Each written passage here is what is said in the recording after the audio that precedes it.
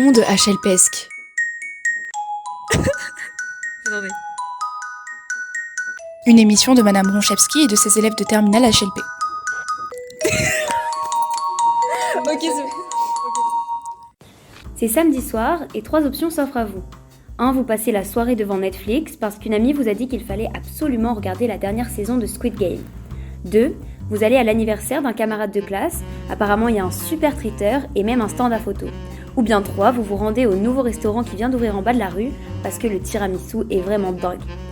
Après avoir passé la journée à hésiter entre ces 3 soirées, vous finissez par rester chez vous, car vous avez été incapable de faire un choix qui vous convienne.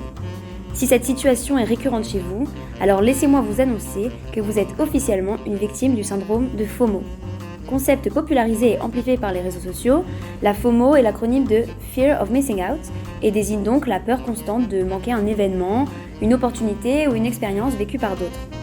Le philosophe Thibaut Salnave, dans son petit traité de la ponctualité, résume la FOMO en ces termes.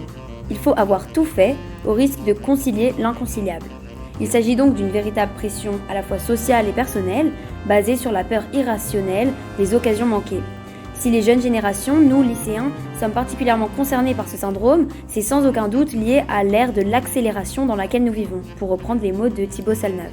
En effet, les réseaux sociaux n'y sont pas pour rien. Chacun y montre les meilleurs aspects de sa vie, si bien que l'on oublie qu'il existe chez tout le monde des moments de vide où il ne se passe rien et que c'est ok. Face à l'envie d'accumuler les expériences et les souvenirs, 2 réactions sont récurrentes.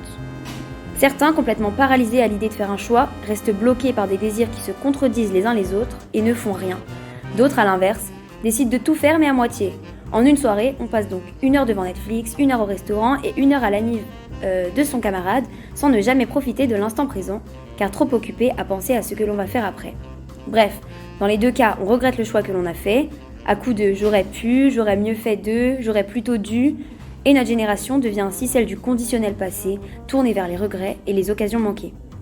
Dans son ouvrage, cependant, Thibaut Salnave n'évoque pas l'effet papillon, qui me semble être en plein dans le sujet. Cette expression tient son origine d'une conférence donnée en 1972 dont le titre était « Le battement d'aile d'un papillon au Brésil peut-il provoquer une tornade au Texas ?» Tout est dans le titre, et cela rejoint selon moi parfaitement l'idée de la FOMO. L'idée que si l'on rate une seule soirée, on risque de rater toute notre vie. C'est aussi ce qui est évoqué dans la chanson Dommage de Big Flo et Oli, à quel point un événement minime peut avoir une incidence immense sur le reste de notre vie. Alors finalement, le lien établi par le philosophe entre FOMO et ponctualité est particulièrement éclairant, et je finirai d'ailleurs cette chronique en le citant. Si l'opportunisme est toujours en avance, le syndrome contemporain du FOMO, lui, craint sans cesse d'être en retard. Au fond, la peur de passer à côté n'est autre que la quête frénétique de l'occasion à l'ère de l'accélération. Mais les 2 phénomènes ne sont pas nécessairement liés. Il existe de nombreux retardataires chroniques qui n'ont pas le syndrome de FOMO, et cela ne doit pas servir d'excuse à certains.